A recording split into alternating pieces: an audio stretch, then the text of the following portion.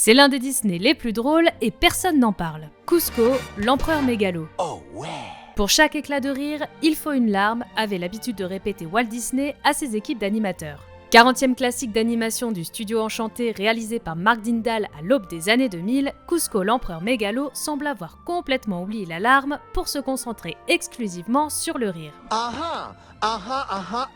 Car oui, même si chaque long métrage de Disney comporte forcément une bonne dose d'humour, celui-ci est le seul qui semble avoir été confectionné dans le seul et unique but de faire travailler nos zygomatiques. Abaisse le vitre.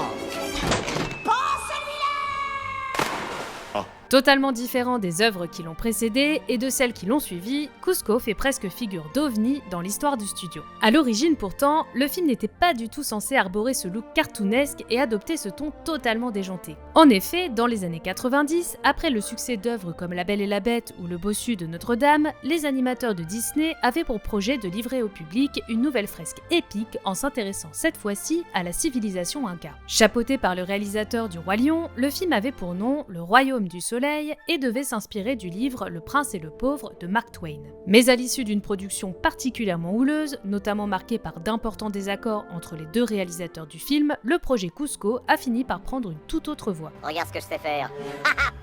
Mais je ne vois pas le rapport avec la situation. Non, il a bon là. Même si les fans de Disney que nous sommes ne peuvent s'empêcher de se demander à quoi aurait ressemblé le fameux Royaume du Soleil, impossible de bouder son plaisir et de réprimer son rire face aux aventures givrées de l'empereur Inca, transformé en lama par son ignoble conseillère. Petite mention spéciale pour Kronk, doublé par l'excellent Emmanuel Curtil en version française, qui compte sans le moindre doute parmi les personnages les plus drôles de Disney. Oh, le paysan à l'auberge.